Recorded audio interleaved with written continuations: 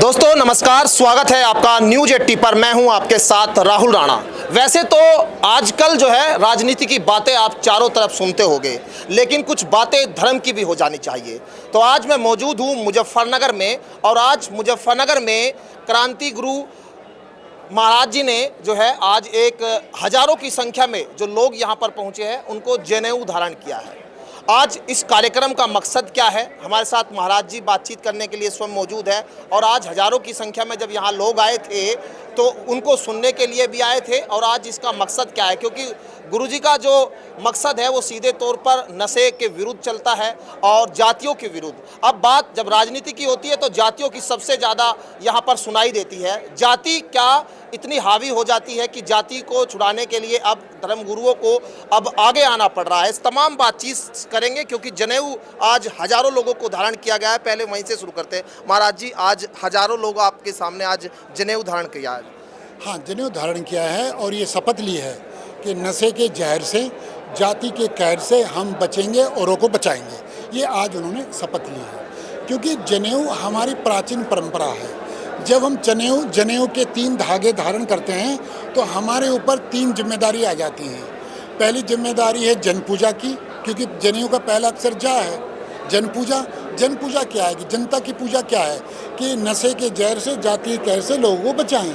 दूसरा, पढ़ाई दवाई एक समान फ्री कराने के लिए संघर्ष करें, जन पूजा।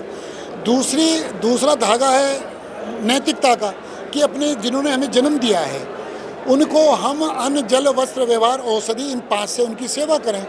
तीसरा अक्षर है ओम, कि हम अध्यात्म को धारण करें पाखंड छोड़कर, इसलिए जनेऊ धारण कराएंगे। अच्छा महाराज जी, आप जाति के जहर से लोगों को दूर रहने की सलाह देते हैं, लेकिन राजनीति में आप देखिए कि जाति का जहर इतना ज़्यादा हो गया कि लोग गोत्र पूछते हैं, लोग जाति पूछते हैं, और आप आजकल तो संख्या बल देखकर टिकट दिया जाता है। ये ना भ्रष्ट राजनीति ने ही ये सब जहर घोला हुआ है। जाति का जहर घोलने का मुख्य कारण जो भ्रष्ट राजनीति है। हम अपनी तरफ से जी जान से प्रयास कर रहे हैं कि इस जहर को हम निकालें, युवाओं के अंदर से निकालें। हमारा एक छोटा सा प्रयास है, देखते हैं वो परमात्मा हमारा साथ दे रहा है, उसमें प्रोत्साहन मिल रहा है, युवा शामिल हो रहे हैं। आप ब्राह्मण भी बना रहे हैं यहाँ क्रम से लोगों को, दलित भी आपके साथ आ रहे हैं। मैं बात जातियों की इसलिए कर रहा हूँ क्योंकि आपका ये मुद्दा है। मनुस्मृति में स्पष्ट कहा कि जन्मना जायेत शूद्रः, जन्म से सब शूद्र हैं। ब्राह्मण पेट से पैदा नहीं होता, ये मनु महाराज कहते हैं। जैसे इंजीनियर और डॉक्टर पेट से पैदा नहीं होते, बनना पड़ता है।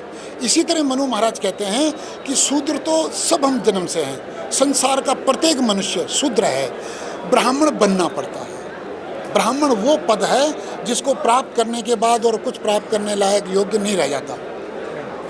आज के समय में जो राजनीतिक पार्टियां, आपके हिसाब से क्या लगता है कि कौन हिंदुत्व की बात कर रही है और कौन जो है इस जाति के जहर को ख़त्म करने का काम कर रही है? बस ये नापने का ढंग यही है, जो नशे का विरोध करते हों, दूसरा जाति का भी विरोध करते हो। नशे और जाति का विरोध करने वाली जो पार्टी है उसको समझना वो मानवतावादी है, और जो नशे और जाति का विरोध नहीं करती वो मानवतावादी पार्टी नहीं है। आपके हिसाब से कितना समय लगेगा इस जाति के जहर से निकलने के लिए? अब इसमें प्रयास किया जा रहा है।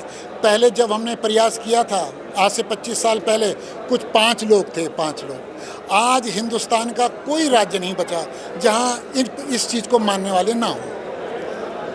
आप लोग मनुस्मृति आज आपने सभी के हाथ में दी है, सब देख रहा हूँ ये ग्रंथ। अब इसका विरोध बाबा साहब भीमराव अम्बेडकर करते रहे, और बहुत जगह इसका विरोध जो है बड़ा, मतलब इसको लेकर जब सोशल मीडिया पर हम गूगल पर चेक करते हैं तो बहुत सारी भ्रांतियाँ, बहुत सारी चीज़ें सामने आती है। आप इसको कैसे डिफेंस करते हैं? मनुस्मृति संसार का पहला संविधान है, और जो ये भ्रम फैलाया गया ना कि बाबा साहब ने मनुस्मृति जलाई, वो तो बहन जी ने स्पष्ट कर दिया कि ये सब झूठ है, बाबा साहब ने मनुस्मृति नहीं जलाई। ये बहन जी ने स्पष्ट अपने उसमें कह दिया। तो ये सब हमारे बीच में फूट डालने के लिए ये मनुस्मृति का विरोध करते हैं। अगर मनुस्मृति हम गहराई से पढ़ें तो ये मानवतावादी ग्रंथ है, इसके बराबर कोई ग्रंथ नहीं है। एक सवाल आखिरी, क्योंकि मैं आने के बाद मुझे यहाँ सुनाई पड़ा कि आपकी चर्चा जो है राजनीति में भी हो रही है। आपकी क्या उत्तराखंड में जो बता रहे थे भाई कि उत्तराखंड से आप चुनाव लड़ना चाह रहे हैं? ये सब अफवाह है, ऐसा कुछ नहीं। हम तो कहते हैं युवाओं को नशे के जहर से, जाति के कहर से बचने के लिए हम प्रयास करते रहेंगे। आप ये कहेंगे कि कभी आप चुनाव नहीं लड़ेंगे? इसकी अभी गुंजाइश लगती नहीं हमें, अभी हमें ऐसी गुंजाइश लग, कौन मानेगा हमें, कौन देगा हमें वोट? जो राजनीति का वो जाति का जहर इतना इन्होंने फैलाया हुआ है, हम जाति को मानते नहीं। आजकल चुनाव में नशा बढ़ता है, नशे के हम विरोधी हैं, तो कौन लेगा हमें राजनीति में? हम तो योग्य है ही नहीं इस समय, भ्रष्ट राजनीति के लायक तो हम है ही नहीं।